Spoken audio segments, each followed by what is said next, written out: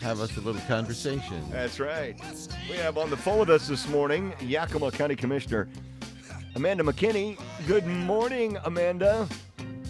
Good morning, gentlemen. How you doing? We're good. Yes, we are. We take it that you are just as frustrated as you've ever been, like everyone else, with the governor's announcement yesterday, right?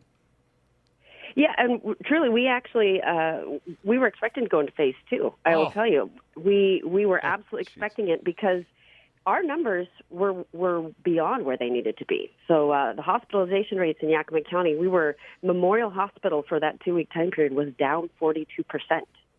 So I want to make sure everybody understands that it isn't because of Yakima. We actually met those 3 of the 4 metrics, and it isn't because we're not wearing the masks. I think they just came out with another mask survey that's at 93%. Yeah. So the main thing is, I'm waiting right now to find out exactly what the numbers were, but it does appear that Benton is what brought that average. Well, I guess we want to say up when we're wanting to go down, but we were not the offending ones this time around. We were doing great, so I want everyone to know that. That's an important distinction. We are lumped in with Kittitas, with Benton, with Franklin, with Walla Walla, and that makes up our zone, the South Central Zone, and we can be Sterling. And if there's problems in those other areas, then we go along for the ride.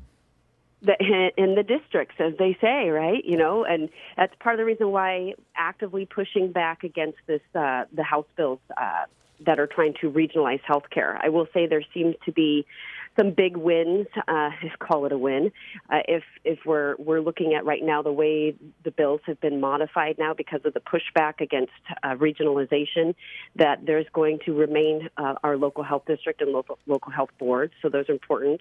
And pushing back on the idea of having the unelected have majority over the elected for these very vital boards.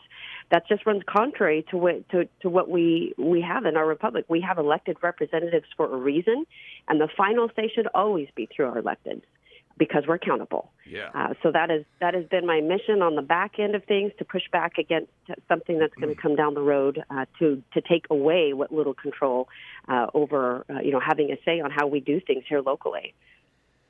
So I'm going to assume that you and other county officials were against this regionalization, these districts, grouping us with Benton County and others, right? Oh, absolutely. For all the how am I, who is elected to represent people in Yakima, going to have any influence over what other people are doing, whether citizens or other electeds in a different county? What if they choose to approve things or disapprove things that are going to put their numbers up or down, and there's nothing I can do to control it. So how can we possibly be held accountable and have, repercussions about how we can open our businesses and send our kiddos back to school based off what people are doing outside of the county? And certainly they feel that way about us, right? Yeah. Kittitas is none happy. Columbia County, poor Columbia County, I think they have about 4,000 people. You have an outbreak, quote unquote, in a family of 4. In a single home, and their numbers start going out of whack. Yeah. One of the main things that I've been really advocating for, and I did meet with Dr. Shaw from Texas and sat him down for an hour and said, this is the demographic of Yakima County. We are 63% essential, and it's not essential like you get to just go to your back living room and turn on your computer and work from home. Our workers must leave the home. They must go out. They have to be interacting with people. We have over 50% of our population, as we know at this point, is either Hispanic or Latinx origin, who have shown statistically to be more likely to catch the virus, spread the virus, be hospitalized for the virus, and perish from the virus. So the inequity in all of it is truly. It's mind-blowing that we are actually having less vaccine distributed to Yakima County when we have the greatest impact. Simply because of the way we do business and the culture that we have here. Yeah, 5,700 doses, and we're going to need, upwards of 15 to 20,000 doses just to open that mass vaccine site. That just seems impossible. Yep. Those kind of numbers just seem like they'll never be here. Well, I will say, as far as looking at, we thought that way with testing, right? And they managed to figure out a way to get the testing thing in. Yeah. So there will be, like anything, I do think that whatever the reason there was for the federal government and the state having their disagreements and setting up whether or not they thought the vaccine was going to be valid and usable, and now all of a sudden we have a new administration and the vaccine is coming, and whatever the reason, at least get the pipeline coming. If someone wants to get the vaccine, we want to have available. We want to have it quick and easy.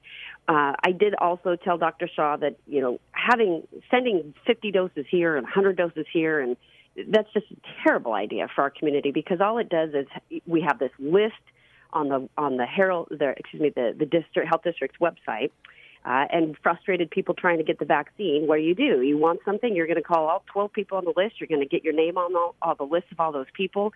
Now those people have duplicate lists of thousands of people. And I said, listen, we just need to open our mass vac site so that it's easy for people to know they can schedule an appointment and go there, and not run around looking for Howard Medical or Titan Drug or whoever might have 50 doses, because all it does is make it more frustrating. Yeah. And boy, that's the key word, frustrating. What is there anything that people can do that can help you guys out? What can we do?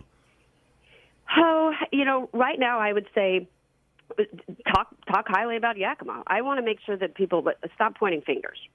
Stop pointing fingers at your neighbor, whether you think that they're doing something wrong or not, because the reality is we are meeting the metrics in Yakima.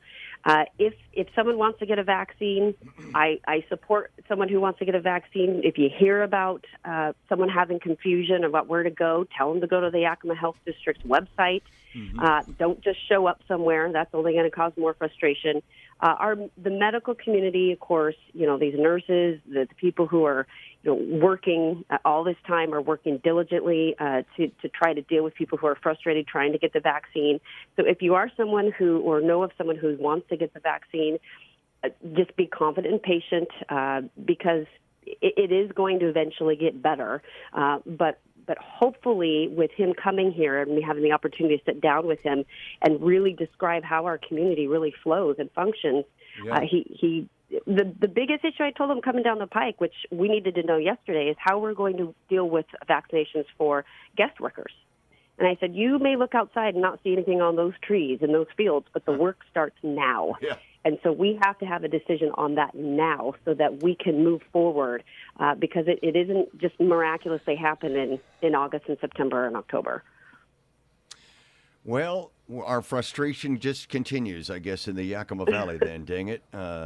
We know that you guys are fighting for us, so that's good stuff. Just love to just continue to hear from you and keep us informed and what's going on. Well, and I love to hear from you. So if you've got questions, concerns, ideas, my cell is 424-0043. You can email me, amanda.mckinney@co.yakima.wa.us, and that's what I'm here for.